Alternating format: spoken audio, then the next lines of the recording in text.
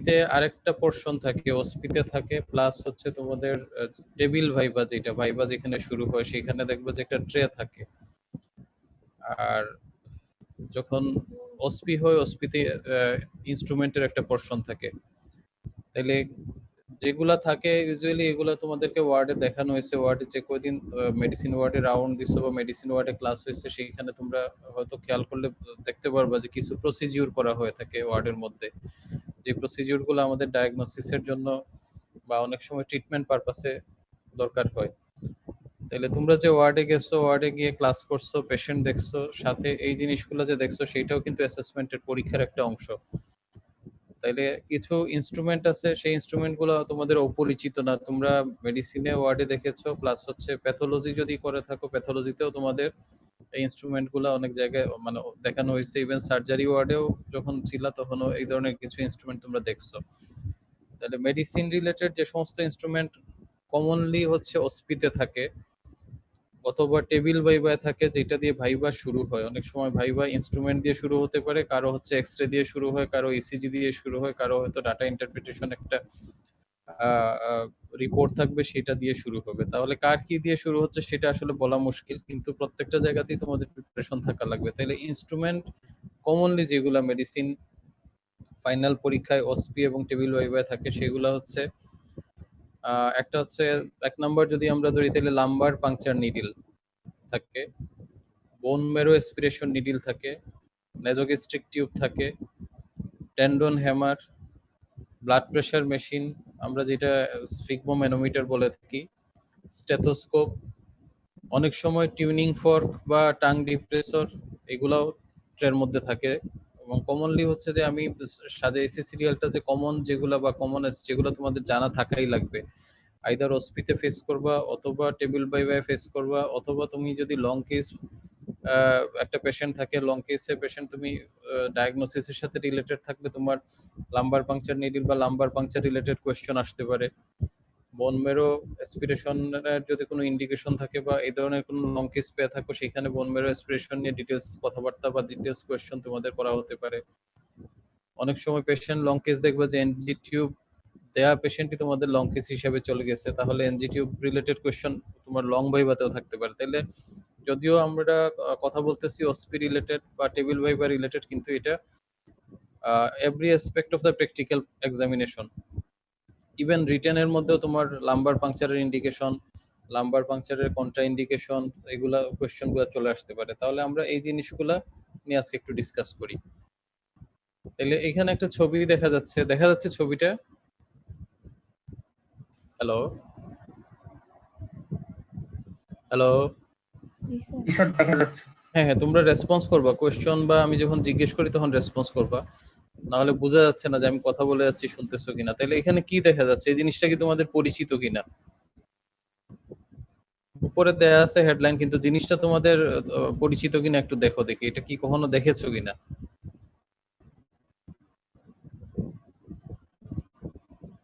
কেউই দেখো নাই নাকি? জি স্যার, দেখছি স্যার।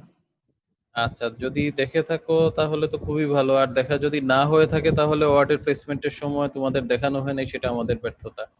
তাহলে এখানে দেখো যে বিভিন্ন সাইজের এবং বিভিন্ন কালারের কিছু নিডিল দেয়া আছে, তার মধ্যে ব্ল্যাক একটা আছে সবচেয়ে শর্ট এবং সবচেয়ে স্মল, এরপরে হচ্ছে ইয়েলো, আবার হচ্ছে একটা ব্ল্যাক একটা গ্রিনিশ দেয়া আছে যেটা হচ্ছে সবচেয়ে লম্বা। ঠিক আছে, তাইলে এই ধরনের কোনো নিডিল যদি তোমার অস্পিতে থাকে অথবা টেবিল বাই বাই থাকে, তাহলে এটা ইউজুয়ালি প্যাকেট হিসাবে মানে প্যাকেটের মধ্যে থাকে। নেক্সট স্লাইডে যেটা দেখাচ্ছি যে একটা প্যাকেটের ভিতরে এরকমও থাকতে পারে, মানে পরীক্ষাতে এই এই ধরনের একটা জিনিসও তোমরা পাইতে পারো। তাইলে এইভাবেও থাকতে পারে অথবা এইভাবে থাকতে পারে। তাহলে আইডেন্টিফিকেশন কি, এটা lumbar puncture needle.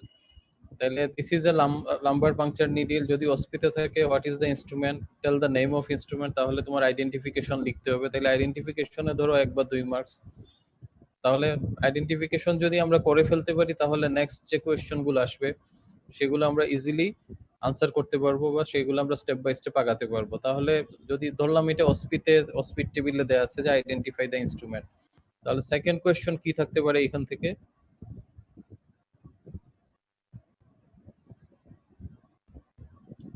Second question কি হতে পারে? তাহলে what are the indication of lumbar puncture, অথবা what are the indication of lumbar puncture করে আমরা আসলে কি করি?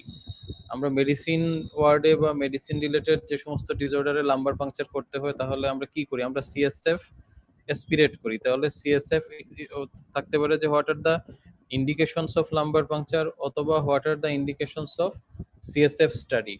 তাহলে নেক্সট কোয়েশ্চন ধরো অস্পিতে আসলো what are the indication of CSF study, অথবা name 5 indication of CSF study. তাহলে আনসারটা কি হবে? তোমরা দেখি কি কি জানো, তোমরা একটু বলো দেখি, রেসপন্স করো। তাহলে লাম্বার পাংচার অথবা সিএসএফ স্টাডি আমরা মেডিসিন ডিপার্টমেন্টে বা মেডিসিন ওয়ার্ডে কি কি কারণে করি?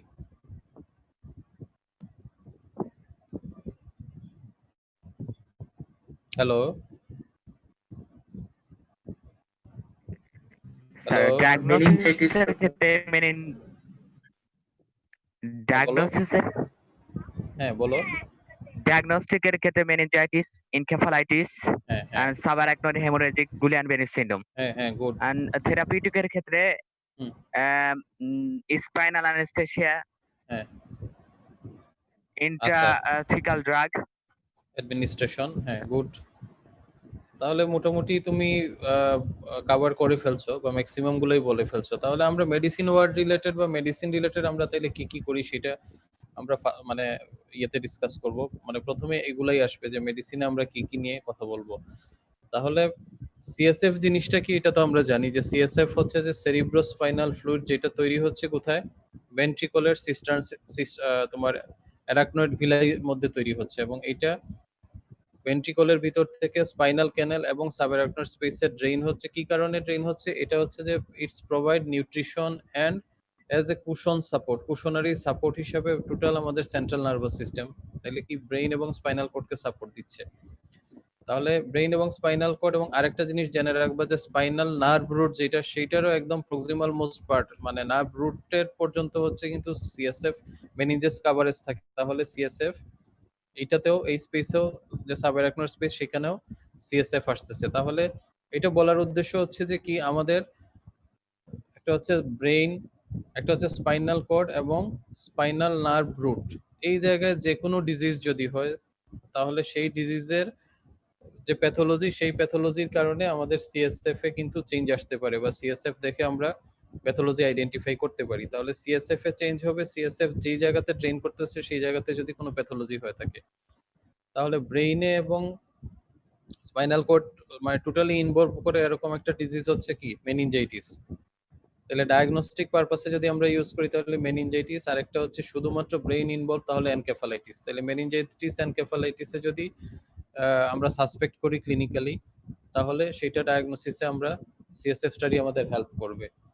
এর বাইরে আর কি হইতে পারে? একটা বলছো যে সাবঅ্যারাকনয়েড হেমোরেজ, তাহলে সাবঅ্যারাকনয়েড হেমোরেজে প্রথম ইনভেস্টিগেশন হচ্ছে CT scan of the brain. যদি CT scan of the brain diagnosis না করতে পারি আমরা, তাহলে আমাদের স্ট্রং সাসপিশন, ক্লিনিক্যালি যদি সাসপিশন থাকে যে this is a case of subarachnoid haemorrhage, তাহলে আমরা সিএসএফ স্টাডি করে বা লাম্বার পাংচার করে সেটাও ডায়াগনোসিস করতে পারি। তাহলে সেকেন্ড হচ্ছে আমরা ধরলাম মেনিনজাইটিস এনকেফালাইটিস, 2 নম্বরে ধরলাম সাবঅ্যারাকনয়েড হেমোরেজ।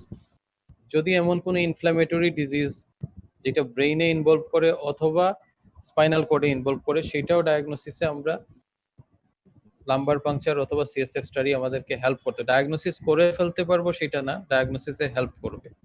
তাহলে এই ধরনের কিছু ডিজিজ কি আছে? একটা তো এনকেফালাইটিস বললাম যে ইনফেকটিভ না হয়ে সেটা নন ইনফেক্টিভ হইতে পারে। আর কি হইতে পারে?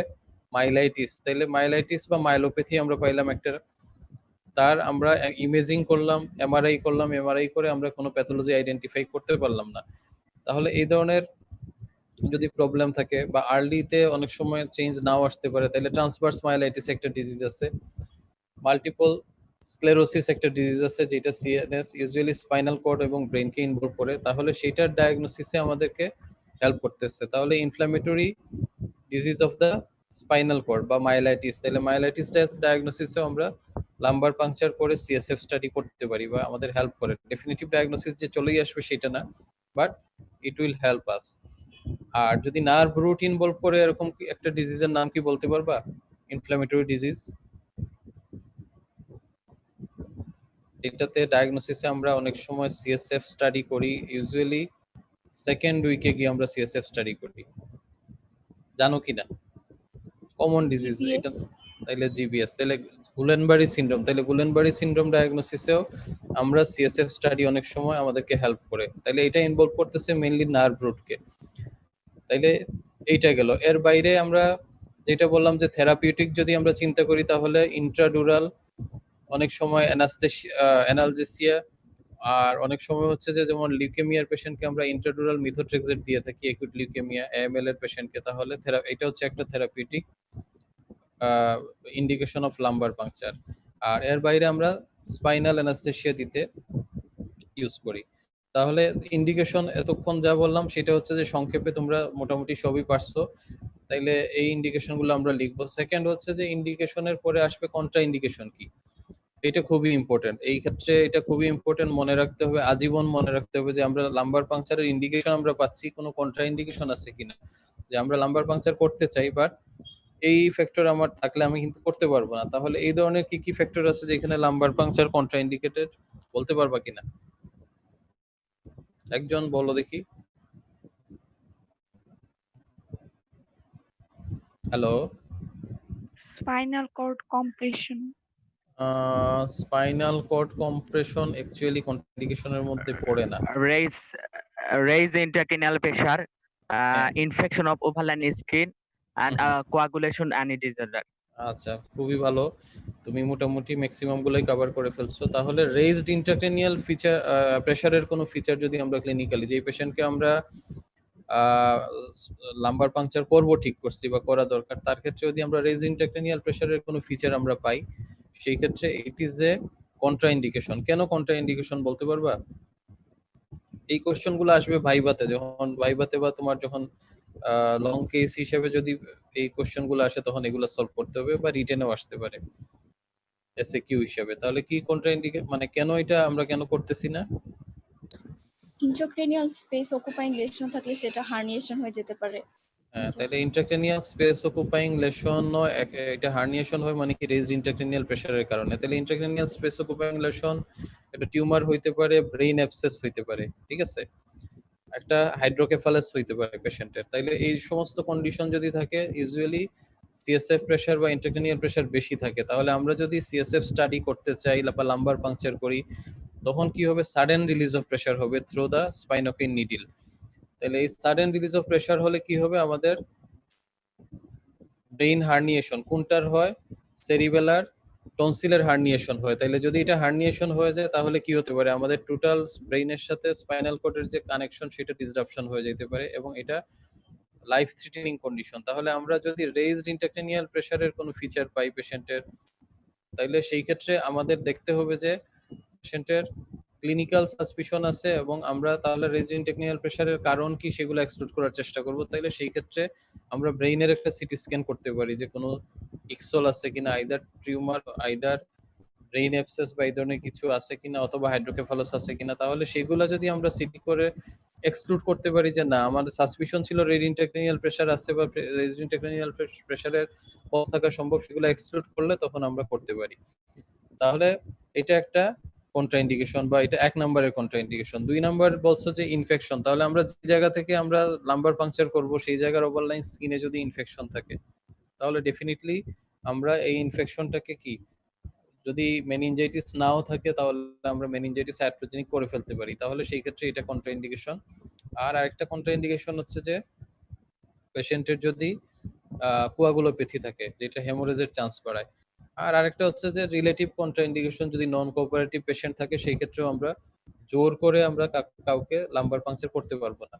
তাহলে এখান থেকে নেক্সট কোয়েশ্চন আসবে যে what is the common site of lumbar puncture in adult patient, এটা বলো দেখি একজন।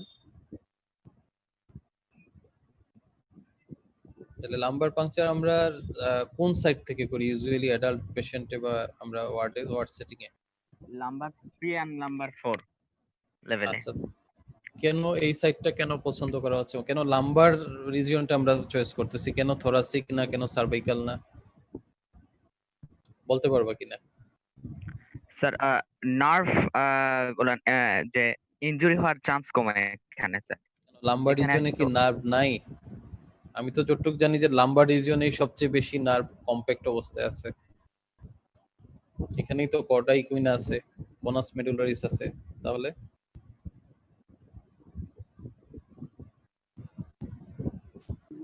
স্পাইনাল কর্ডটা নাই স্যার, স্পাইনাল কর্ডটা তাহলে এইটা মনে রাখতে হবে যে নার্ভ ইনজুরি না, আমাদের স্পাইনাল কর্ডকে আমরা ইনজুর করতে চাই না, ঠিক আছে? কারণ স্পাইনাল কর্ড যদি আমরা ইনজুর করি, একটা নার্ভ ইনজুরির চেয়ে স্পাইনাল কর্ড ইনজুরি হচ্ছে যে মোর ডিজাস্ট্রাস, তাহলে আমরা স্পাইনাল কর্ডকে অবশ্যই ইনজুরি করতে চাইবো না এলপি করতে গিয়ে।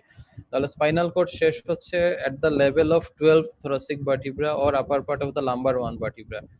তাহলে এর নিচে আমরা যেটা পাচ্ছি সেটাতে আমরা সাবঅ্যারাকনয়েড স্পেস পাবো, সিএসএফও পাবো, but there is a no chance of injuring spinal cord. তাইলে এটা এক নাম্বার পয়েন্ট। সেকেন্ড পয়েন্টটা কি? সেকেন্ড পয়েন্ট হচ্ছে যে এখানে যে লাম্বার ভার্টিব্রাটা আমাদের ওয়ান অফ দা মোস্ট মানে সবচেয়ে লার্জ ভার্টিব্রা গুলো এখানে আছে। তো এই লার্জ ভার্টিব্রা গুলো আছে এবং এই ভার্টিব্রা গুলো হচ্ছে one of the most mobile part of the আমাদের ভার্টিব্রাল কলাম।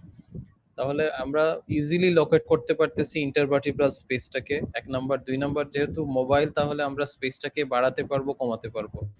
তাহলে সেই কারণে হচ্ছে লাম্বার রিজিয়নটাকে চুজ করা হয়। অনেক সময় সিস্টার্নাল টেপিং সেটা পেডিয়াট্রিক ওয়ার্ডে অনেক সময় করা হয় যদি মানে খুব প্রিকশন সহ, বাট আমরা ওয়ার্ডে কমনলি লাম্বার সাইডটা ইউজ করি। তাহলে লাম্বার পাংচার করার জন্য আমরা মানে নামই হচ্ছে লাম্বার পাংচার নিডল, তাহলে তো লাম্বার রিজিয়ন থেকে করব, কিন্তু আমরা সিএসএফ স্টাডি বা সিএসএফ এসপিরেশন যদি কোশ্চেন আসে কোথা থেকে করি, তাহলে লাম্বার থেকেই করতেছি। তাহলে স্পাইনাল কোড শেষ হচ্ছে এখানে, স্পেসটা ওয়াইডার এবং ইজিলি লোকেট করা যাচ্ছে। তাইলে আমরা ইজিলি তাইলে লোকেটটা কিভাবে করি বলতে পারবো কিনা কেউ? তাইলে আমরা আইলিয়াক ক্রেস্টটাকে লোকেট করি। এই আইলিয়াক ক্রেস্টটা লোকেট করার পরে সেইটাকে আমরা মেডিয়ালি আমরা মিড লাইন পর্যন্ত নিয়ে আসি। তাইলে আইলিয়াক ক্রেস্টের লেভেলে ভার্টিব্রার যে মানে লাম্বার রিজিয়নের যে পার্টটা থাকে সেটা লাম্বার 3 এবং 4 ভার্টিব্রার মাঝখানের যে পোরশনটা ইন্টারভার্টিব্রাল স্পেস, আমরা এই সাইড থেকেও করতে পারি এলপি লাম্বার পাংচার, অথবা তার উপরের যে সাইডটা লাম্বার 2 3 মাঝখানে সেই স্পেস থেকেও করতে পারি, অথবা তার এক স্পেস নিচ থেকেও করতে পারি। তাইলে এক নাম্বার হচ্ছে যে ইজিলি লোকেট করা যাচ্ছে। তাহলে লাম্বার 3 4 লোকেট করলাম, নাম্বার 4 5 থেকেও করতে পারি, 3 4 থেকেও করতে পারি, 1 2 থেকেও করতে পারি। তাহলে এরপরে যদি টেবিল ভাইভাতে কোয়েশ্চন আসে তাহলে হয়তো প্রসিডিউর ডিটেল জিজ্ঞেস করা হতে পারে যে হাউ উইল ইউ ইন্ট্রোডিউস, তাহলে পেশেন্টের পজিশন কি হবে, তারপরে আমরা কি করব। তাহলে পেশেন্টের পজিশন বলবা যে দুইটা ভাবে আমরা করতে পারি। যদি কনশাস এবং কোঅপারেটিভ পেশেন্ট হয় তাহলে patient sitting and leaning forward, এটা হচ্ছে সবচেয়ে কনভেনিয়েন্ট মানে পজিশন, যেই পজিশনে আমরা লাম্বার পাংচার করতে পারি। আরেকটা হচ্ছে যে লেফট ল্যাটারাল পজিশন, যদি আনকনশাস পেশেন্ট হয় সেক্ষেত্রে ল্যাটারাল পজিশন, পেশেন্টের চেস্ট, সার্ভাইকাল ভার্টিব্রা, হিপ এবং knee all should be in flex position, মানে ফ্লেক্স করে একটা পজিশনে নিয়ে এসে সেখানে আমার পেশেন্টের পজিশনিং এ নিতে আরেকজনের হেল্প লাগবে। তাহলে এইটা এখন আমরা লাম্বার পাংচারের যেটা এর পরের কোয়েশ্চন যেটা আসতে পারে যে আমরা সিএসএফ স্টাডি করি, সিএসএফ স্টাডিতে আমরা কি কি জিনিস দেখি বা কি কি জিনিস দেখা যেতে পারে, একজন বলো দেখি। আমরা যে সিএসএফ এসপিরেট করি কতটুকু সিএসএফ নেই আমরা, বা কিভাবে নেই, কয়টা ভায়ালে নেই, জানা আছে কিনা তোমাদের?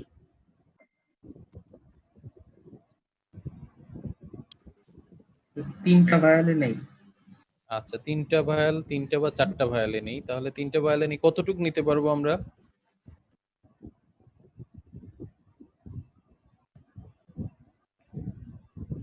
ইউজুয়ালি আমাদের নিতে হবে যে যতটুক দরকার ততটুক, মানে মিনিমাম যতটুক সিএসএফ নিয়ে আমরা আমাদের কাজ চালাতে পারি। যেমন ব্লাডের ক্ষেত্রে অনেক সময় ওয়ার্ডে দেখছো যে 5 ml 10 ml ব্লাড ড্র করে ফেলতেছে, আর সিএসএফ এর ক্ষেত্রে এত বেশি ড্র করার সুযোগ নাই।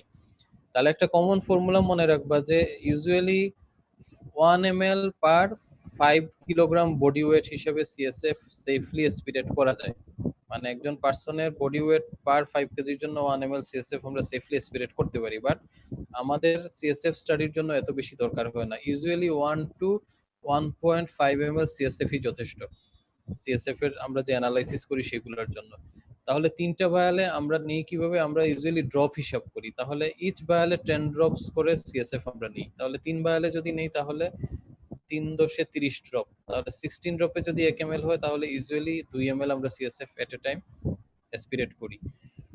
তাহলে এই তিনটা ভায়ালে নেয়ার উদ্দেশ্য কি কি কি স্টাডি করা হয় এক একটা ভায়ালে। আরেকটা হচ্ছে যে সিএসএফ যখন আমরা অ্যাসপিরেট করি কখনোই আমরা সিএসএফ প্রিজার্ভ করার জন্য কোনো অ্যান্টিকোয়াগুলেন্ট কিন্তু ইউজ করি না। তাহলে অ্যান্টিকোয়াগুলেন্ট ইউজ করলে আমরা স্টাডিতে যে রিপোর্ট পাবো সেটা নর্মালের চেয়ে ভেরি করবে। তাহলে প্রোটিন লেভেল কমে যেতে পারে, সাইটোলজি দেখা যাবে যে সেল কাউন্ট কম, নর্মাল যতটুকু আসছে তার চেয়ে কম আসবে। তাহলে কোনো ধরনের অ্যান্টিকোয়াগুলেন্ট কিন্তু ইউজ করা হয় না, এটা মনে রাখবা। তাহলে সিএসএফ অ্যাসপিরেট করে তিনটা ভায়ালে নিয়ে আমরা কি কি স্টাডি করি, কি কি দেখি?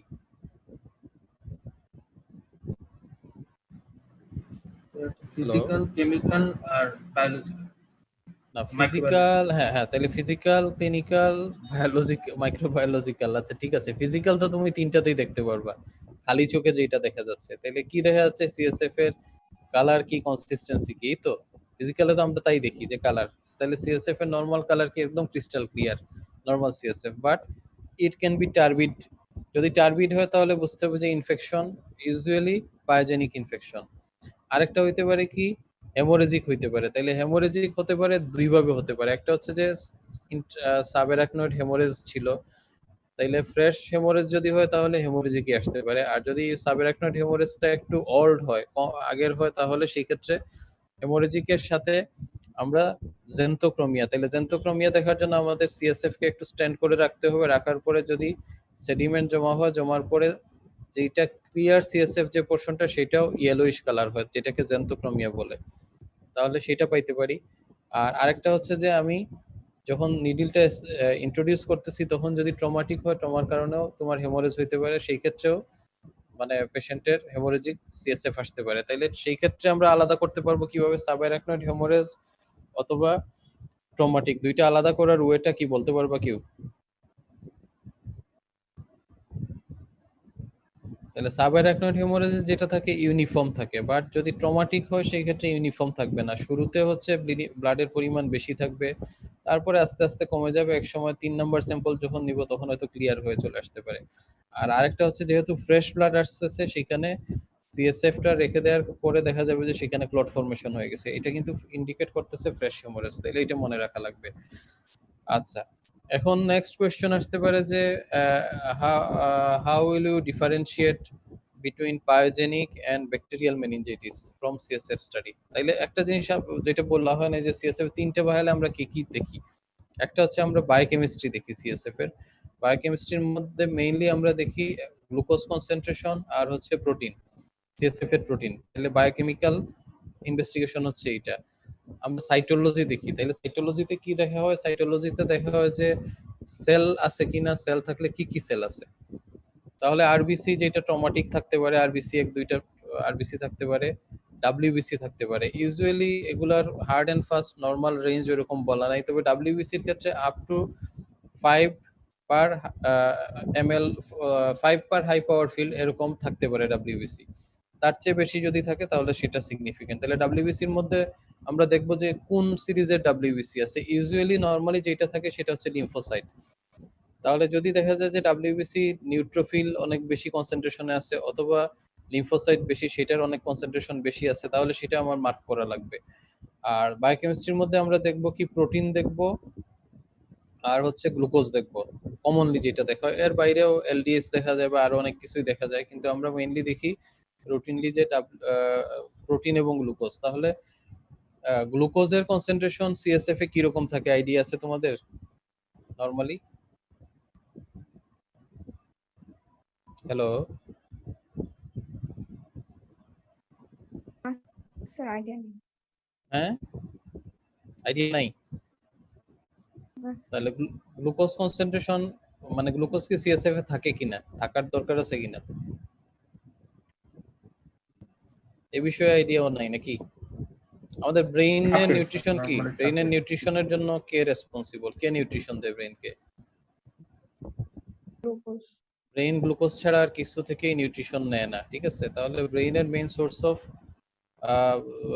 ক্যালোরি বা মেইন সোর্স অফ নিউট্রিশন হচ্ছে যে গ্লুকোজ। তাহলে গ্লুকোজ অবশ্যই আছে সিএসএফ এর মধ্যে। তাইলে করেসপন্ডিং একটা পার্সনের যখন আমরা সিএসএফ স্টাডি করি ওই সময় যদি আমরা তার ব্লাড গ্লুকোজ দেখি তাহলে তার ব্লাড নর্মাল প্লাজমা গ্লুকোজের 60% হচ্ছে সিএসএফ গ্লুকোজ থাকবে নরমালি। তাহলে দুইটা হইতে পারে, একটা হইতে পারে যে 60% এর চেয়ে কমে যাইতে পারে, অথবা নর্মাল 60% থাকতে পারে। আর ইউজুয়ালি ব্লাডের চেয়ে বেশি হয় না, নর্মালি ব্লাডে যা আছে তার চেয়ে বেশি হয় না। তাহলে ব্লাডের 60% হচ্ছে নর্মাল, অনেক সময় এটা থেকে কমে যাইতে পারে। তাহলে কমে যাবে কি কারণে? তাহলে যদি কমে যায় তাহলে আমরা দুইটা জিনিস সাসপেক্ট করব কমনলি। একটা হচ্ছে যে পায়োজেনিক মেনিনজাইটিস ও টিউবারকুলার মেনিনজাইটিস, আর আরেকটা হচ্ছে যে ব্রেইনে যদি বা স্পাইনাল কোডে যদি কোনো টিউমার থাকে সেগুলোর কারণেও গ্লুকোজ কমে যাইতে পারে। তাহলে কমে যাওয়ার কারণ হচ্ছে কমনলি আগে মনে করা হতো যে কনজাম্পশন, আর এখন মনে করা হয় যে তোমার ইনফেকশন, পায়োজেনিক বা টিউবারকুলার ইনফেকশন এনজাইমেটিক অ্যাকশনের কারণে গ্লুকোজ লেভেল কম থাকে। তাহলে একটা মেনিনজাইটিসের পেশেন্ট, এনকেফালাইটিসের পেশেন্ট গ্লুকোজ করেসপন্ডিং প্লাজমা গ্লুকোজের 60% এর চেয়ে যদি কম থাকে তাহলে সেটা ইন্ডিকেট করে either pyogenic meningitis or tubercular meningitis or brain tumour. আর যদি নর্মাল থাকে তাহলে সেটা, আমি যদি মেনিনজাইটিস চিন্তা করি সেই ক্ষেত্রে সেটা ইন্ডিকেট করে হচ্ছে ভাইরাল মেনিনজাইটিস। তাহলে আরেকটা পোরশন যেটা দেখা হয় বায়োকেমিস্ট্রির মধ্যে সেটা হচ্ছে যে প্রোটিন। তাহলে নর্মালি সিএসএফ এর প্রোটিন কত থাকে এটা জানো কিনা? তাহলে সিএসএফ অ্যাকচুয়ালি কি? সিএসএফ অ্যাকচুয়ালি হচ্ছে প্লাজমার আলট্রা ফিল্ট্রেট, এবং সিএসএফ এর সাথে প্লাজমার ডিফারেন্সটা কে করতেছে? Blood brain barrier. তাহলে এই ব্যারিয়ারটা কি করতেছে? লার্জার মলিকুলার ওয়েট প্রোটিন গুলাকে সিএসএফ এ আসতে দেয় না, তাহলে স্মল মলিকুলার ওয়েট প্রোটিন গুলা সিএসএফ এ আসে। তাহলে সিএসএফ এর প্রোটিনের কনসেন্ট্রেশন করেসপন্ডিং, আমি প্লাজমা প্রোটিনের কনসেন্ট্রেশন যদি করি সেটার 50% থাকবে, এইটা মনে রাখবা। তাহলে এই মেজর প্রোটিন 75% প্রোটিনই হচ্ছে অ্যালবুমিন। আর এর বাইরে গ্লোবুলিন যেগুলো থাকে সেগুলোর মধ্যে ইমিউনোগ্লোবুলিন জি হচ্ছে commonest portion of the globulin. তাহলে প্রোটিন থাকবে প্লাজমা প্রোটিনের 50%, মেজরিটি হচ্ছে যে লো মলিকুলার ওয়েট অ্যালবুমিন, এবং হচ্ছে গ্লোবুলিনের মধ্যে ইমিউনোগ্লোবুলিন পোরশনটা বেশি থাকবে। তাহলে নরমালি হচ্ছে যে লেভেল যদি আমরা চিন্তা করি তাহলে 25 টু 50 মিলিগ্রাম পার ডেসিলিটার, এটা হচ্ছে যে সিএসএফ এর প্রোটিন কনসেন্ট্রেশন। একটা ইন্টারেস্টিং জিনিস মনে রাখবা যে সিএসএফ এর প্রোটিন আমরা এই যে কনসেন্ট্রেশন যেটা পাচ্ছি এটা কিন্তু লাম্বার পাংচার করে যদি সিএসএফ নেই তাহলে সেই জায়গায়, কিন্তু যদি আমরা কোনো সময় সিস্টার্নাল পাংচার করি বা কোনো সময় পসিবল হয় যে সার্ভাইকাল রিজিয়ন থেকে আমরা সিএসএফ স্টাডি করি সেখানে কিন্তু প্রোটিনের কনসেন্ট্রেশন কম হবে। আর কখনো যদি আমরা সরাসরি ভেন্ট্রিকুলার সিস্টেম থেকে যদি থিওরিটিক্যালি আমরা মনে করি যে সিএসএফ নিতে পারবো, সেখানে প্রোটিনের কনসেন্ট্রেশন আরো কম হয়। তাহলে এটা হচ্ছে গ্রেভিটি একটা রোল প্লে করে সিএসএফ প্রোটিনের কনসেন্ট্রেশনের উপর। তাহলে হাইয়েস্ট নরমাল কনসেন্ট্রেশন হচ্ছে লাম্বার রিজিয়নে, সেটা হচ্ছে 25 টু 50 মিলিগ্রাম পার ডেসিলিটার। যদি তার চেয়ে বেশি হয় তাহলে আমার বুঝতে হবে যে সিএসএফ এ প্রোটিন বেড়ে গেছে। তাহলে যে কোনো জায়গায় যে কোনো টিস্যুতে প্রোটিন বেড়ে যাওয়া মানে কি? Either infection or inflammation. তাহলে সেটা মনে রাখতে হবে। তাহলে মেনিনজাইটিসের মধ্যে পায়োজেনিক মেনিনজাইটিস এবং যদি পেশেন্টের টিউবারকুলার মেনিনজাইটিস হয় তাহলে সিএসএফ এ প্রোটিন 50 এর চেয়ে বেশি হবে তো ডেফিনিটলি, বাট অনেক হাই হইতে পারে, ইভেন অনেক সময় 1000, মোর দেন 100, মোর দেন 500 ও হতে পারে, অনেক বেশি প্রোটিন কনসেন্ট্রেশন চলে আসে ডিউ টু ইনফ্লামেশন। এর বাইরে তাইলে এইগুলাতে কি হয়, যদি কারো প্রোটিন বেশি সাথে হচ্ছে যে সেল বেশি হয়, তাহলে প্রোটিন বেশি আছে, সেল কোনটা আমরা দেখতেছি সাইটোলজিতে নিউট্রোফিল বেশি, তাহলে এটা পায়োজেনিক মেনিনজাইটিস। যদি প্রোটিন বেশি আমরা সেল দেখতেছি লিম্ফোসাইট অনেক বেশি, তাহলে সেটা হচ্ছে টিউবারকুলার মেনিনজাইটিস। যদি প্রোটিন নরমাল আছে বা প্রোটিন খুব বেশি বাড়ে নাই, সেল কাউন্টের মধ্যে লিম্ফোসাইট বেশি আছে, তাহলে সেটা ইন্ডিকেট করে ভাইরাল মেনিনজাইটিস। তাহলে আমরা এই পয়েন্টগুলো দিয়ে আমরা ডিফারেনশিয়েট করতে পারি যে মেনিনজাইটিস এর মধ্যে কোনটা পায়োজেনিক নাকি টিউবারকুলার নাকি ভাইরাল এটা। আর এর বাইরে হচ্ছে যে আমরা দেখলাম যে সেল কাউন্ট নরমাল, সেল বাড়ে নাই, বাট প্রোটিন অনেক বেশি। তাহলে অনেকগুলো ইনফ্ল্যামেটরি কন্ডিশন আছে যেই কন্ডিশনকে বলা হয় তোমার অ্যালবুমিনোসাইটোলজিক্যাল ডিসোসিয়েশন, মানে প্রোটিন বেড়ে গেছে বাট সেল কাউন্ট নরমাল বা বাড়ে নাই। তাহলে সেই সমস্ত কন্ডিশন কি কি আছে, যেমন মাল্টিপল স্ক্লেরোসিস আছে, ট্রান্সভার্স মাইলাইটিস আছে, গুলেনবারি সিনড্রোম আছে, জিবিএস আছে, এগুলাতে কিন্তু এই কন্ডিশনটা হয়, প্রোটিন বেশি হবে বাট সেল কাউন্ট খুব বেশি বাড়বে না। তাহলে রিগার্ডিং সিএসএফ স্টাডি হচ্ছে বা লাম্বার পাংচার হচ্ছে আমরা মোটামুটি ডিটেইলস কথা বললাম, এটুক পর্যন্ত জানলে হবে। বা এর বাইরে যেটা আসতে পারে যে কমপ্লিকেশন কি, তাহলে কমপ্লিকেশন হচ্ছে যে যদি রেজড ইন্ট্রাক্রেনিয়াল প্রেসার কারো যদি বেশি হয় তাহলে তোমার herniation of the cerebellar tonsil, যেটা খারাপ। এর বাইরে কি হইতে পারে, স্পাইনাল হেডেক হইতে পারে অনেক সময় যদি বেশি ড্র করা হয়ে যায়। আর হচ্ছে যদি আমরা স্টেরাইল প্রসিডিউর মেনটেন না করি তাহলে সেই ক্ষেত্রে হতে পারে ইনফেকশন আমরা ইন্ট্রোডিউস করে দিতে পারি। তাহলে লাম্বার পাংচার নিডিল এবং সিএসএফ স্টাডি রিলেটেড আর যেগুলো আছে টেক্সটে তোমরা দেখে নিবা বা মোটামুটি একটু জানলেও হবে। নেক্সটে আমরা আসি বোন ম্যারো অ্যাসপিরেশন নিডিল। এই নিডিলটা কি তোমরা দেখছো কিনা? হ্যালো, হ্যাঁ এই নিডিলটা দেখছো? এই নিডিলের একটা নাম আছে কিন্তু, জানো কিনা? কি নাম এটা?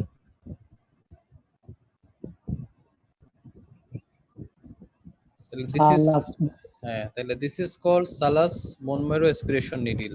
তাইলে এই পিকচারের মধ্যে মানে দেখা যাচ্ছে কি কি পার্ট আছে। এটা হচ্ছে যে টোটাল সেট, এটা সেট আপ করা টোটাল সালাস বোন ম্যারো অ্যাসপিরেশন নিডিল।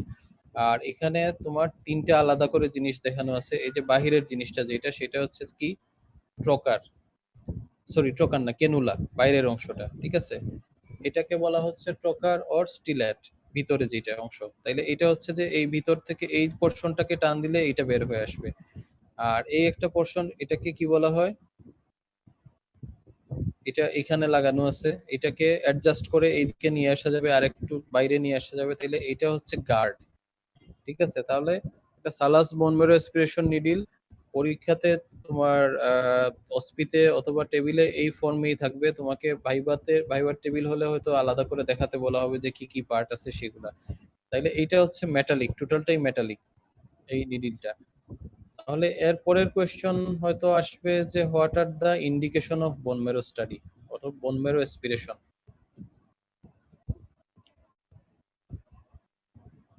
তাহলে একজন বলো দেখি, এর নেক্সট আইডেন্টিফিকেশন করলা, তারপরে indication of bone marrow study কি কি আছে বা কি হতে পারে? Hello, sir aplastic anemia, leukemia, হ্যাঁ ITP, megaloblastic anemia. এইভাবে বললে অনেক কিছু মিস হয়ে যাবে, ঠিক আছে? তাহলে আমার বোন মেরো রিলেটেড Multiple কোনো ডিজিজ myeloma. যদি থাকে, বোন মেরোতে কি কি সেল আছে বা বোন মেরোতে কি কি আহ, আমরা পাই বোন মেরোতে এসপিরেশন করে, তাইলে আমরা যদি বোন মেরো এসপিরেট করি তাহলে আমরা কি হিমোপোয়েটিক স্টেম সেল গুলো বা হিমোপোয়েটিক সেল, প্রিকারসার অফ আমাদের ব্লাডের তিনটা সিরিজের সেলই আমরা ড্র করতে পারি। এর বাইরে আমরা কি পাবো? এখানে ফাইব্রাস যে সাপোর্ট টিস্যু আছে সেগুলো পাবো। তাহলে ডায়াগনস্টিক পারপাসে আমরা যদি বোন মেরো এসপিরেট করি তাহলে কি কি ডিজিজ ডায়াগনোসিস করতে পারবো? তাহলে আরবিসি সিরিজের কিছু ডিজিজ ডায়াগনোসিস করতে পারবো। যেমন আরবিসি সিরিজের কোন ডিজিজ আমরা ডায়াগনোসিস করার জন্য ইউজ করতে পারি? ইউজুয়ালি আরবিসি শুধু না, Megaloblastic যেমন anemia. তাহলে এটা ইউজুয়ালি শুধু আরবিসি না, এটা টোটাল হেমোপোয়েটিক সেলগুলোকেই এফেক্ট করে। তাহলে মেগালোব্লাস্টিক এনিমিয়া। আর কি থাকতে পারে?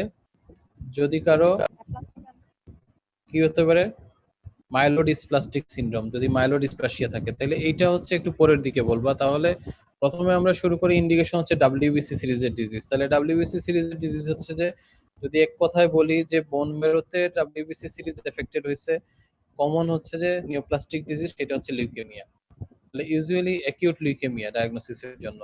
দুই নাম্বার হচ্ছে যে লিউকেমিয়া আমরা ট্রিটমেন্ট দিচ্ছি, আচ্ছা এটা পরে আসি। তাহলে লিউকেমিয়ার জন্য তাহলে একটা আরবিসি সিরিজ বা টোটাল সিরিজের জন্য আমাদের কি লাগবে, সেটা হচ্ছে যে মেগালোব্লাস্টিক এনিমিয়া আর হচ্ছে অ্যাপ্লাস্টিক এনিমিয়া বললাম, মাইলোডিসপ্লাসিয়া বা মাইলোডিসপ্লাস্টিক সিনড্রোম। আর কি হইতে পারে? যদি প্লেটিলেট সিরিজ হয় তাহলে আইটিপি। তাহলে আইটিপি ইউজুয়ালি ডায়াগনোসিসের জন্য লাগে না, কিন্তু আইটিপি আমাদের সাসপিশন বাট দেখতেছি যে আমাদের পেশেন্টের এনিমিয়াও আছে সাথে, অথবা ডাব্লিউবিসি সিরিজ কম, সেই ক্ষেত্রে আমরা বোন মেরো অ্যাসপিরেশন করে বোন মেরো হেল্প নিতে পারি। আর তাইলে ডায়াগনোসিসের জন্য হচ্ছে যে কমন হচ্ছে যে এই জিনিসগুলা। এর বাইরে আর কি কি জিনিস আছে বোন মেরোকে এফেক্ট করে? আর কি কি ডিজিজ আছে? প্লাজমা সেল ডিসঅর্ডার বলে এক ধরনের ডিসঅর্ডার আছে, যেটা মাল্টিপল মাইলোমা। Multiple myeloma. তাহলে মাল্টিপল মাইলোমা ডায়াগনোসিসের জন্য আমাদের বোন মেরো অ্যাসপিরেশন করা লাগবে। আচ্ছা, তাইলে আরেকটা পাইলাম আমরা মাল্টিপল মাইলোমা। আর কি আছে? হেমাটোলজিক্যাল ম্যালিগন্যান্সি কি শুধু লিউকেমিয়া, আর কোনো হেমাটোলজিক্যাল ম্যালিগন্যান্সি নাই? সাবলিউকেমিক লিউকেমিয়া।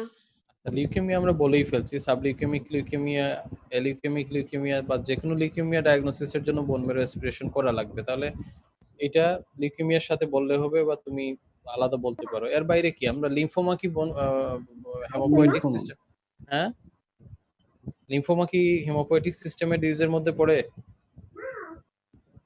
তাহলে লিম্ফোমা ইউজুয়ালি পেরিফেরাল লিম্ফোয়েড টিস্যুকে মানে এফেক্ট করে, বা ডায়াগনোসিসের জন্য বোন ম্যারো অ্যাসপিরেশন লাগবে না। বাট লিম্ফোমা যদি বোন ম্যারো ইনভলভ করে ফেলে সেটা হচ্ছে অ্যাডভান্স স্টেজ 4। তাহলে আমাদের diagnosis and staging of lymphoma, usually staging, তাহলে স্টেজিং অফ লিম্ফোমার জন্য আমাদের বোন ম্যারো অ্যাসপিরেশন করতে হবে। তাহলে আমরা দেখতেছি যে লিম্ফোমার পেশেন্ট এনিমিয়া আছে, প্যানসাইটোপেনিয়া আছে, তাহলে বুঝতে হবে কি তার বোন ম্যারো ইনভলভ হয়ে গেছে। তাহলে সেটা সাসপিশন আমাদের ঠিক কিনা সেটা দেখার জন্য আমাদের বোন ম্যারো অ্যাসপিরেশন করতে হবে। তাহলে লিম্ফোমার স্টেজিং এর জন্য লাগবে। এর বাইরে আর কিসে লাগতে পারে? ধরো একটা ম্যালিগন্যান্সি অফ ধর ব্রেস্ট টিউমার অথবা কারো সিএ লাং হইলো, আমি দেখলাম যে পেশেন্ট অনেক বেশি এনিমিক হয়ে গেছে, তার ব্লাড লস নাই অত বেশি, তাহলে তার মানে কি তার বোন মেরোতে মেটাস্টেসিস হওয়ার সম্ভাবনা বেশি।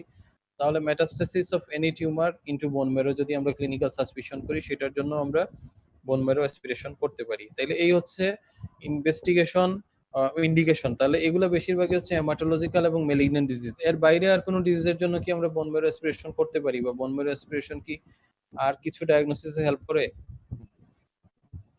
কালার জ্বর, হ্যাঁ জোরে বলো। কালার জ্বর, এলডি বডি পাওয়া যায়। আচ্ছা, তাহলে মনে রাখবা যে কিছু ইনফেকশন ডায়াগনোসিসের জন্য, তাহলে ইনফেকশন প্রেজেন্ট করতেছে পাইরেক্সিয়া নিয়ে, আমরা একটা পেশেন্টের pyrexia of unknown origin evaluate করতেছি, করে ডায়াগনোসিস করতে পারতেছি না। তাহলে এরকম কন্ডিশনে কিছু ইনফেকশন আমরা অনেক সময় পেরিফেরি থেকে ডায়াগনোসিসে পৌঁছাতে পারি না। তার মধ্যে একটা হচ্ছে টিউবারকুলোসিস, তাইলে ক্রিপ্টিক টিউবারকুলোসিস একটা আছে, আর একটা হচ্ছে যে তোমার মিলিয়ারি টিউবারকুলোসিস। এগুলা পেরিফেরি থেকে কোনো জায়গা থেকেই আমরা স্যাম্পল নিলে আমরা পেশেন্টের বোন মানে মাইক্রোবায়োলজিক্যাল ডায়াগনোসিসে পৌঁছাতে পারি না। তাহলে যদি ক্রিপ্টিক টিবি অথবা মিলিয়ারি টিউবারকুলোসিস হয়, আমরা বোন মেরো যদি অ্যাসপিরেট করি, পরে কালচার করি, তাহলে টিউবারকুলোসিসের মানে মাইকোব্যাকটেরিয়াম টিউবারকুলোসিস আইডেন্টিফাই করতে পারবো আমরা, বা কালচারে গ্রো করবে। তাহলে একটা হচ্ছে যে ক্রিপ্টিক টিবি, মিলিয়ারি টিবি, তাহলে একটা গেল। আরেকটা হচ্ছে কালাজ্বর। তাইলে কালাজ্বর আমরা এলডি বডি আমরা স্পেনিক পাংচার করেও পাইলাম না, ব্লাডেও পাইলাম না, সেই ক্ষেত্রে আমরা বোন মেরো অ্যাসপিরেশন করে, যদি কালাজ্বর এন্ডেমিক এরিয়া থেকে আসে বা স্ট্রং সাসপিশন থাকে কালাজ্বর, আমরা করতে পারি। ম্যালেরিয়ার ক্ষেত্রেও আমরা বোন মেরো অ্যাসপিরেশন করে বোন মেরোতে আমরা বোন মেরো স্মেয়ার করে আমরা ম্যালেরিয়াল প্যারাসাইট ডায়াগনোসিস করতে পারি। তাইলে এই হচ্ছে ইনফেকশন মানে পাইরেক্সিয়া অফ আননোন অরিজিন ইভালুয়েশনের ক্ষেত্রে আমরা ইউজ করি। আরেকটা হচ্ছে যে আমরা আয়রন ডেফিসিয়েন্সি এনিমিয়াতে রুটিনলি কখনোই বোন মেরো অ্যাসপিরেশন করা হয় না, বাট আমরা যদি কোনো সময় আমরা আয়রন স্টোর ইভালুয়েট করতে চাই কোনো কারণে, সেই ক্ষেত্রে হচ্ছে বোন মেরো অ্যাসপিরেশন করা লাগবে। তাহলে মোটামুটি ইন্ডিকেশন হচ্ছে এই। আমরা এরপরের কোয়েশ্চেন আসবে যে what is the site of bone marrow aspiration in adult or children. যদি বলা হয়, দুইটা কোয়েশ্চেন করা হয়, তাহলে কিভাবে করবা বা কি বলবা সাইট? হ্যাঁ, তাহলে অ্যাডাল্টে যদি হয় তাহলে কোন জায়গা থেকে, যদি বাচ্চাদের ক্ষেত্রে হয় তাহলে কোন জায়গা থেকে? হ্যালো। স্যার অ্যাডাল্টদের হলো manubrium sterni and here point of iliac crest. Iliac আর ক্রেস্ট, হ্যাঁ স্যার। হ্যাঁ, আর চিলড্রেনদের medial aspect of proximal part of tibia. আচ্ছা, কেন এই আলাদা কেন বলতে পারবা? চিলড্রেনের কি আমরা ম্যানোব্রিয়াম থেকে বোন মেরো পাবো না? তাহলে কয়েকটা স্যার জিনিস মনে এটা তো রাখতে জানা হবে, নাই। কারণ এই কোয়েশ্চেন তোমরা যদি ভালো পারো তাহলে হয়তো স্যাররা এই কোয়েশ্চেন গুলো করবে। ইউজুয়ালি অ্যাডাল্টে কি হয়, অ্যাডাল্টে হচ্ছে যে আমরা যখন বয়স বাড়তে থাকে, অ্যাট বার্থ হচ্ছে ইউজুয়ালি অল দা মানে মেরো কেভিটি, বোন মেরো আমাদের যতগুলো বোন আছে সব জায়গাতেই হিমোপয়েটিক স্টেম সেল থাকে এবং হিমোপোয়েসিস হয়। যত এজ বাড়তে থাকে তখন আস্তে আস্তে লং বোন গুলা তে তোমার কি হয়, বোন মেরো রিপ্লেসড বাই ইয়েলো মেরো। তাহলে ইয়েলো মেরো মানে কি এডিপোস টিস্যু দিয়ে রিপ্লেস হচ্ছে, সেখানে আর হিমোপোয়েসিস হচ্ছে না। তাহলে কিছু স্পেসিফিক সাইটে অ্যাডাল্টে বোন মেরো গুলো অ্যাক্টিভ থাকে এবং হিমোপোয়েসিস হয়, তাহলে সেগুলো হচ্ছে ফ্ল্যাট বোন। তাহলে এখন ফ্ল্যাট বোন তো আমাদের বডিতে অনেকগুলো আছে, স্টারনাম আছে, আমাদের স্কাল বোন গুলো আছে, তাহলে সবগুলা থেকে তো আমরা করতে পারতেছি না। তাহলে আমাদের একটা হচ্ছে যে ইজিলি অ্যাক্সেসিবল এবং ইজিলি অ্যাক্সেসিবল এবং অনেক বেশি সুপারফিশিয়াল আছে এরকম জায়গা থেকে আমাদের করতে হবে, এবং যে জায়গাতে বোন মেরো আছে। তাহলে অ্যাডাল্টে সবচেয়ে সুপারফিশিয়াল সবচেয়ে অ্যাক্সেসিবল পার্ট হচ্ছে যে মেনোব্রিয়াম স্টার্নি, তাহলে সেখান থেকে আমরা করতে পারি। আর সুপারফিশিয়াল না বা অ্যাক্সেসিবল না, বাট ওইখানে মানে ফ্ল্যাট বোন এবং এখানে প্লেন্টি অফ রেড ম্যারো থাকে সেটা হচ্ছে আইলিয়া ক্রেস্ট। তাহলে অ্যাডাল্টে এই দুইটা জায়গায় চয়েস করা হয় বোন ম্যারো অ্যাসপিরেশনের জন্য।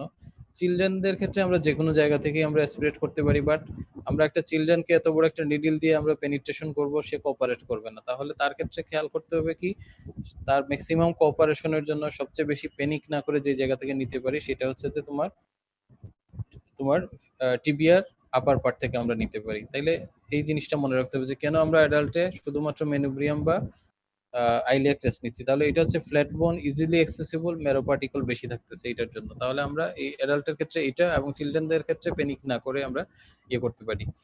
এখন নেক্সট কোয়েশ্চেন এখান থেকে আসতে পারে যে what are the complication of bone marrow aspiration. যেহেতু সময় শেষের দিকে খুব সংক্ষেপে বা রেপিড বলে যাই, তাহলে বোন ম্যারো অ্যাসপিরেশনের কমপ্লিকেশন এক নাম্বার হচ্ছে যে এত বড় একটা নিডিল নিয়ে তুমি একটা পার্সনকে পেনিট্রেট করবা, তার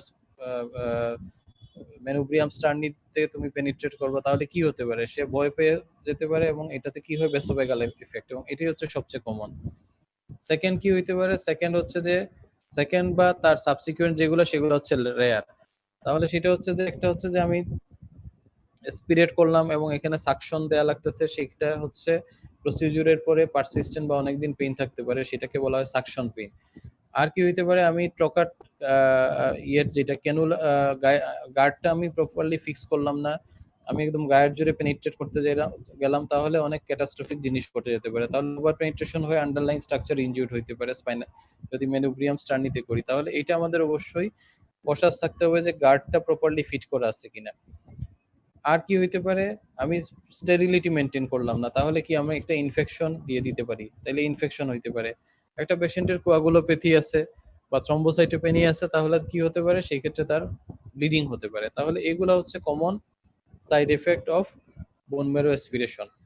আর একটা হইতে পারে কি, বোন ম্যারো অ্যাসপিরেট করতে গেলাম আমি কিছুই আসলো না, তাহলে একটা কিছুই আসে না, সেটা হচ্ছে ড্রাই টেপ।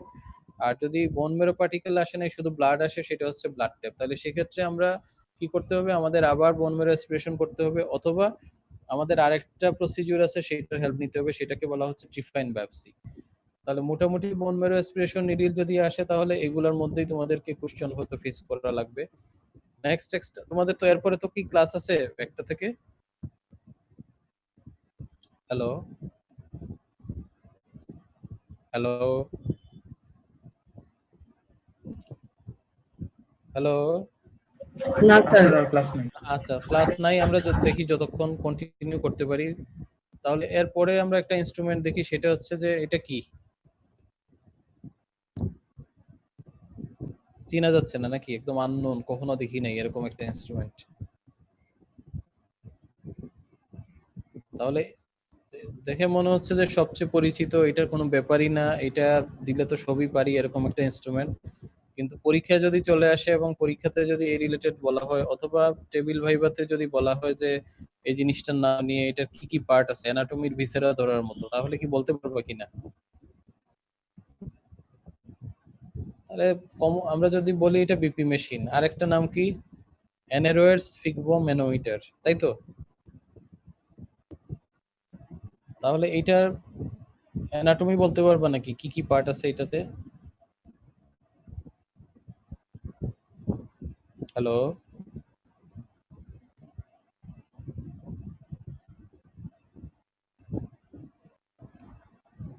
হ্যালো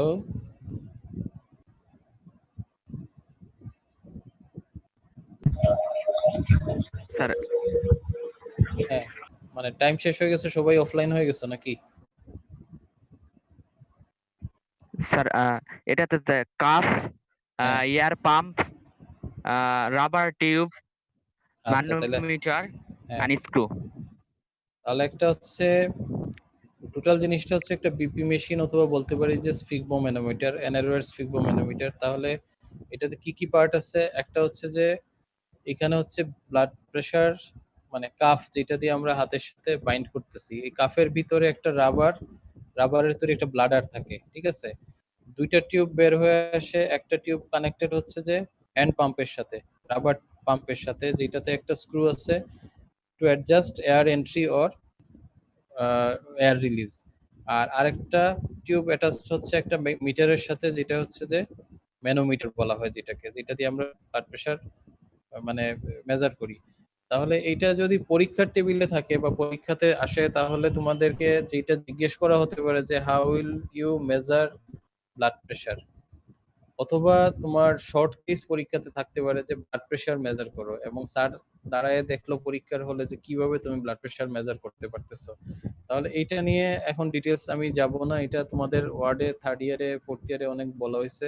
এখন যেটা হচ্ছে যে রিক্যাপিচুলেশনের দরকার, সেটা তোমরা নিজেরা যে একটু বইয়ের হেল্প নিয়ে নিতে হবে, যেটা খুব সুন্দর করে দেয়া আছে ম্যাকলয়েডের বইতে। তাহলে বিপি মেশিন যদি থাকে, তাহলে একটা হচ্ছে বিপি মেশিনের part, how will you measure blood pressure, এটা আসতে পারে। নর্মাল ব্লাড প্রেশারের রেঞ্জ কি সেটা আসতে পারে। হাইপারটেনশনের ডেফিনেশন আসতে পারে, যদি এইটা অস্পিতে থাকে বা এটা যদি পরীক্ষার টেবিলে থাকে তাহলে সেটা আসতে পারে, এবং এটার সাথে রিলেটেড একটা কি স্টেথোস্কোপ থাকতে পারে। তাহলে বিপি মেশিন রিলেটেড আমরা ডিটেলসে যাচ্ছি না। এইটা একটা আরেকটা ছবি নিয়েছিলাম, সেটা মোস্ট প্রবাবলি সেভ করা যায় নাই। এইটা কি বলতো দেখি, লেখাই আছে উপরে টেন্ডন হ্যামার নাকি? তাহলে টেন্ডন হ্যামার এটা থাকতে পারে, অথবা আমরা ট্রায়াঙ্গুলার যেটা হ্যামার সহ যেটা আছে সেটা থাকতে পারে পরীক্ষাতে। তাহলে এখান থেকে যে কোয়েশ্চেন গুলো আসবে মোস্ট প্রবাবলি সেই কোয়েশ্চেন গুলো তোমাদেরকে আমার ঠিক আগেই স্যার বোধহয় আলাপ করছেন, আমি যতটুকু দেখলাম যে জার্ক কি কি জার্ক আমরা দেখি, আপার মোটর সাইন কি, লোয়ার মোটর সাইন কি, ঠিক আছে? তাহলে এই জিনিসগুলা যে upper motor sign, lower motor sign, এই রিলেটেড কোয়েশ্চেন গুলো হচ্ছে তোমার এই হ্যামার যদি থাকে স্পিডতে, অথবা যদি টেবিলে থাকে, তাহলে এই কোয়েশ্চেন গুলো তোমাদের আসবে। তাহলে এটা নিয়ে আমরা ডিটেলস এখন যাই, তাহলে আরেকটা ইনস্ট্রুমেন্ট যেটা থাকতে পারে, যেহেতু সময় শেষের দিকে আমরা একটু রেপিড আগাই, এইটা কি?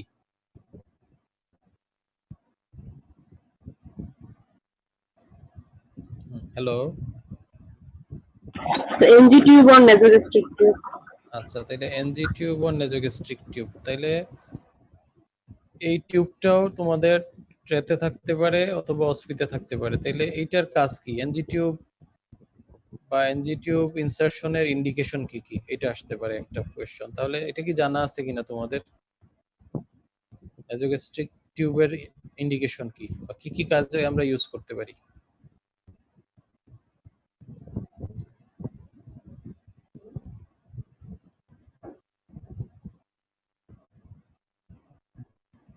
Hello, Feeding and medication, NG suction. তাহলে এটার নেজোগ্যাস্ট্রিক টিউব তো নাক দিয়ে আমরা স্টমাক পর্যন্ত আমরা নিয়ে যেতে পারি, মানে এটা কাজই হচ্ছে এটা। তাইলে এই নাক দিয়ে একটা টিউব ঢুকাবো, ইসোফেগাস দিয়ে স্টমাকে নিয়ে যাব, তাহলে এই টিউবটা ইনসারশন আমরা কি কি কারণে করা লাগতে পারে বা কি কি হেল্প পাইতে পারি এই টিউব দিয়ে? তাহলে একটা হচ্ছে যে আমরা একটা পার্সন নিজে খেতে পারতেছে না, নিজের মুখ দিয়ে সে খেতে পারতেছে না, এরকম একটা পেশেন্ট, তাহলে কি আনকনশাস পেশেন্ট? তাহলে আনকনশাস পেশেন্ট ও ডিসওরিয়েন্টেড পেশেন্ট যে খেতে পারতেছে না নিজে থেকে, তাকে ফিডিং দেওয়ার জন্য আমরা, এটার একটা নাম কিন্তু নেজোগ্যাস্ট্রিক ফিডিং টিউব, তাহলে ফিডিং দেওয়ার জন্য আমরা এটা ইউজ করতে পারি। তাইলে কার ক্ষেত্রে? আনকনশাস পেশেন্টের ক্ষেত্রে। অথবা একটা patient normal swallowing reflex loss হয়ে গেছে, তাইলে সে মুখে আমরা খাবার দিয়ে তাকে সোয়ালো করাতে পারতেছি না, তাইলে দুইটা কারণে হতে পারে, একটা হচ্ছে আনকনশাসনেস আর একটা হচ্ছে যে মিসডিরেকশন। তার ভোকাল কর্ড পসি হয়ে গেছে, তাহলে আমরা মুখে খাবার দিচ্ছি, সেটা লাংসে চলে যেতে পারে, অ্যাসপিরেশন হয়ে যেতে পারে, অথবা তার প্যালাটাল পসি আছে, তার খাবার দিচ্ছি, তার নাক দিয়ে বের হয়ে চলে আসতেছে, তাইলে সেই ক্ষেত্রে আমরা নেজোগ্যাস্ট্রিক টিউব দিয়ে আমরা ফিডিং এর ব্যবস্থা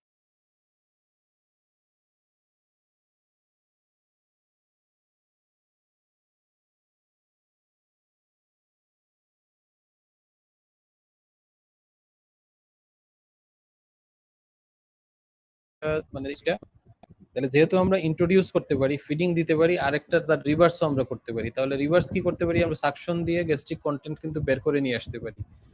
তাহলে সেইটা কখন লাগে? আমাদের মেডিসিন ওয়ার্ড রিলেটেড যদি আমরা চিন্তা করি, তাহলে একটা পার্সন কোনো একটা পয়জনাস সাবস্টেন্স বা কোনো একটা ড্রাগ ওভারডোজ হয়ে গেছে বা সে খেয়ে ফেলছে, তাহলে সে যদি খেয়ে ফেলে সাথে সাথে যদি আমাদের ওয়ার্ডে চলে আসে একটা পয়জনিং এর পেশেন্ট, অথবা মেডিকেশন অথবা ড্রাগ ওভারডিউজ, সিডেটিভ ওভারডোজ, অথবা সে অনেকগুলো প্যারাসিটামল একসাথে খেয়ে ফেললো, এবং উইদিন 1 আওয়ার যদি সে চলে আসে, তাহলে তার স্টিল পসিবিলিটি হচ্ছে যে স্টমাকে হয়তো রয়ে গেছে, সেই ক্ষেত্রে আমরা সাকশন দিয়ে বের করে নিয়ে আসতে পারি। তাহলে সাকশন দেওয়ার জন্য, তাহলে সাকশন লাগতেছে একটা ড্রাগ ওভারডোজ পয়জনিং এর ক্ষেত্রে।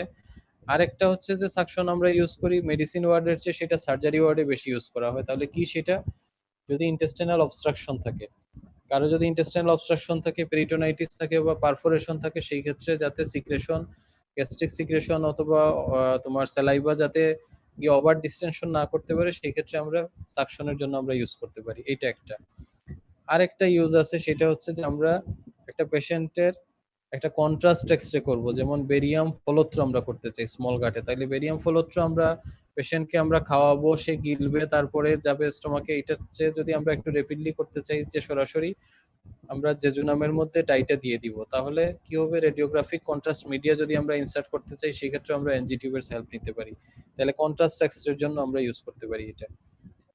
আর কি কারণে ইউজ করা যেতে পারে, একটা করোসিভ পয়জনিং এর পেশেন্ট আসলো, তাকে কিন্তু করোসিভ পয়জনিং এর পেশেন্ট কিন্তু contraindication for NG suction, but একটা করোসিভ ইনজেক্ট করার পরে একটা পেশেন্ট যদি একদম খুব আর্লি চলে আসে, আসার পরে আমরা টু সিকিউর দ্য ইসোফেগাস যাতে অ্যাডেশন হয়ে টোটালি ক্লোজ না হয়ে যেতে পারে, সেই ক্ষেত্রে খুব আর্লি চলে আসলে আমরা দিতে পারি। বাট এটা যদি তোমরা নাও বলো অসুবিধা নাই, কারণ এনজি টিউব ইনসারশন করোসিভ পয়জনে সাকশন দেওয়ার জন্য ইনসারশন হচ্ছে contraindicated, but to secure oesophageal passage আমরা খুব আর্লি আসলে এটা দিতে পারি। তাহলে একটু তোমাদের মনে রাখলে হবে যে এনজি টিউব ইনসারশন। এরপরে যদি ভাইবাতে জিজ্ঞেস করা হয় যে এনজি টিউব ইনসারশন দিব আমরা মেজার করব কিভাবে, কতটুক নিব, কতটুকু আমরা ইনসার্ট করতে পারবো বা কি কি প্রসিডিউর, তাহলে সেটা ডিটেলস আমরা হয়তো আজকে সময় পাবো না।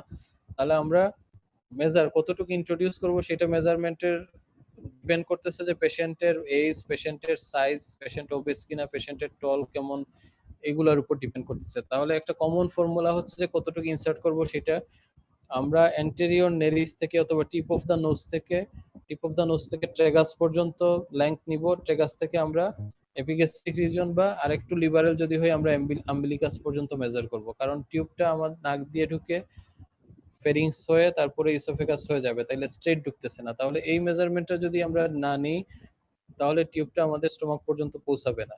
তাহলে এই মেজারমেন্টটা কিভাবে নেওয়া হয়, এটা কমনলি জিজ্ঞেস করা হয়। তাহলে আমরা মেজার করব কিভাবে, নেরিস, অ্যান্টেরিয়র নেরিস অথবা টিপ অফ দ্য নোজ থেকে ট্রেগাস থেকে এপিগ্যাস্ট্রিক রিজিয়ন আর আম্বিলিকাস পর্যন্ত। তাহলে মোটামুটি ইনস্ট্রুমেন্ট হচ্ছে এইগুলা মানে জিজ্ঞেস করা হয়। আর এর বাইরে আরো কিছু ইনস্ট্রুমেন্ট তোমাদের থাকতে পারে মেডিসিন ওয়ার্ডে কমনলি, এগুলা যেমন টিউনিং ফর্ক থাকতে পারে। তাহলে টিউনিং ফর্ক যদি থাকে, তাহলে এটা ইএনটি ওয়ার্ডে তোমাদের হয়তো ডিটেলস দেওয়া হয়, বা টাং ডিপ্রেসর, এই দুটাই ইএনটি ওয়ার্ডে মানে ডিটেলস জিজ্ঞেস করা হয়, মেডিসিনে অত বেশি ডিটেলস জিজ্ঞেস করা হয় না। বাট টিউনিং ফর্ক যদি থাকে, তাহলে আমরা টিউনিং ফর্ক দিয়ে কি দেখি, তাহলে টিউনিং ফর্ক দিয়ে মেডিসিন ওয়ার্ডে আমরা দুইটা জিনিস দেখি। একটা হচ্ছে যে রিনি এন্ড ওয়েবার টেস্ট, তাহলে রিনি এন্ড ওয়েবার টেস্ট সম্বন্ধে একটু জানা লাগবে। আর একটা হচ্ছে যে আমরা পেশেন্টের ভাইব্রেশন সেন্স দেখি। তাহলে ভাইব্রেশন সেন্স কোথায় দেখি, একটা হচ্ছে যে মেডিয়াল মেলিওলাস অথবা তোমার গ্রেড টোতে আমরা দেখি। তাহলে যদি কারো পেরিফেরাল নিউরোপ্যাথি থাকে, কারো যদি ডরসাল কলামে লেশন থাকে, তাহলে ভাইব্রেশন সেন্স। তাহলে কোন পেশেন্টের ক্ষেত্রে রুটিনলি আমরা টিউনিং ফর্ক দিয়ে ভাইব্রেশন সেন্স দেখি, এটা মনে রাখতে হবে যে ডায়াবেটিক পেশেন্টের ক্ষেত্রে। তাহলে এই কোশ্চেনগুলো মেডিসিন ওয়ার্ডে আসবে। আর এর বাইরে হচ্ছে যে আমরা হেয়ারিং টেস্ট করি, হেয়ারিং টেস্ট করে আমরা রিনি ওয়েবার টেস্টের মাধ্যমে হেয়ারিং টেস্টগুলো করি এবং পেশেন্টের ডিফনেসের টাইপটা আমরা দেখতে পারি। আর টাং ডিপ্রেসরও আমাদের মেডিসিন ওয়ার্ডে, যেটা হচ্ছে আনকনসিয়াস পেশেন্টের অনেক সময় টাং ফলব্যাক, অথবা একটা পেশেন্ট যার স্ট্যাটাস এপিলেপটিকাস কনভালশন আছে, সেই ক্ষেত্রে টাং ফলব্যাক হয়ে যেতে পারে, হয়ে তার স্টাইডো ডেভেলপ করতে পারে। সেই ক্ষেত্রে টাং ডিপ্রেসর দিয়ে আমরা তার কি করি, আমরা টু সিকিউর দ্য এয়ারওয়ে, তাহলে এয়ারওয়ে সিকিউর করার জন্য টাং ডিপ্রেসর ইউজ করি। আর ইএনটি ওয়ার্ডে অনেক সময় আমাদের অরোফেরিঞ্জ এক্সামিনেশনের জন্য, অথবা তাদের যেটা হচ্ছে যে টনসিল এক্সামিনেশনের জন্য, এগুলোর জন্য টাং ডিপ্রেসর ইউজ করা হয়। তাহলে এটা ডিটেলস হয়তো মেডিসিন ওয়ার্ডে আমাদের লাগবে না। তাহলে মোটামুটি ইনস্ট্রুমেন্ট রিলেটেড যদি এগুলাই তোমাদের মানে জানা থাকা লাগবে, এবং পরীক্ষাতে এগুলাই থাকে। এবং শুধু ইনস্ট্রুমেন্ট রিলেটেড না, এগুলা থেকে যেগুলা ডিসকাস করলাম সেখান থেকে এসএকিউতেও কোয়েশ্চেন থাকতে পারে, আর ভাইবার টেবিলেও কোয়েশ্চেন থাকতে পারে। তোমাদের কি কারো কিছু জিজ্ঞাসা করার আছে বা কোনো কিছু কনফিউশন আছে, থাকলে বলতে পারো।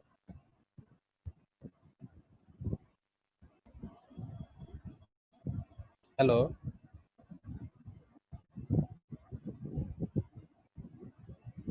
হ্যালো,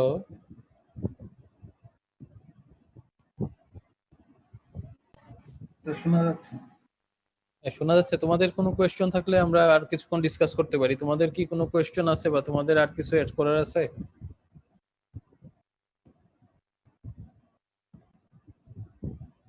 ইনস্ট্রুমেন্ট রিলেটেড কোনো কিছু মিস করে গেলাম কিনা, বা তোমাদের কোনো কোয়েশ্চন থাকলে বলতে পারো।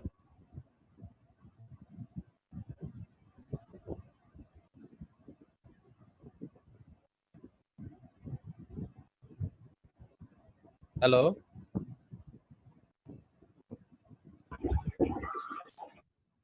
স্যার ইনস্ট্রুমেন্টস নরমালি কয়টা থাকে মানে অস্পিতে? অস্পিতে ইউজুয়ালি একটার বেশি থাকার সুযোগ নাই। যদি অস্পিতে তো লাম্বার পাংচার নিডিল থাকে তাহলে বোন ম্যারো স্পেশাল নিডিল থাকার সম্ভাবনা নাই। যদি এনজি টিউব থাকে বা যেটা থাকবে ইনস্ট্রুমেন্ট ইউজুয়ালি অস্পিতে একটাই থাকে।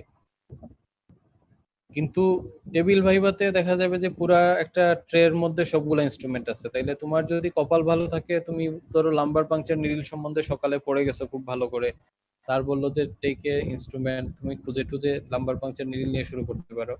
কিন্তু তোমার কপাল যদি খারাপ হয় তাহলে তুমি সেখানে সিলেক্ট করার সুযোগ থাকবে না। হয়তো স্যারই দেখায় দিবে যে তুমি একটা টেন্ডন হ্যামারটা নাও, নিয়ে এটা কি জিনিস বলো। তাইলে আমার এই যে আমি একটা ভালো করে পড়ে যাব গিয়ে সেটাই বলবো, এই সুযোগটা কিন্তু নাই। মোটামুটি এখানে 6-7টা ইনস্ট্রুমেন্ট যেগুলা বেশি ডিসকাস করলাম এগুলাই থাকবে। তাহলে টেবিল ভাইভাতে তোমার সবগুলাই থাকতে পারে, যেখান থেকে স্যার পছন্দ করে দিতে পারে, অথবা তোমাকে বলা হতে পারে যে একটা ইনস্ট্রুমেন্ট নাও। আর কিছু? Thank you sir. আচ্ছা, তাহলে কোয়েশ্চন যদি তোমাদের না থাকে তাহলে আজকের মতো এখানেই মানে বিদায় নেই। আর বাসায় আছো, পড়াশোনা করো, সেফ থাকবা, সোশ্যাল ডিস্টেন্স মেনটেন করবা, ফ্যামিলির মেম্বারদেরকেও সেফ রাখার চেষ্টা করবা, নিজে সেফ থাকার চেষ্টা করবা। ঠিক আছে? সবাইকে, সবার জন্য শুভকামনা। খুদা হাফেজ।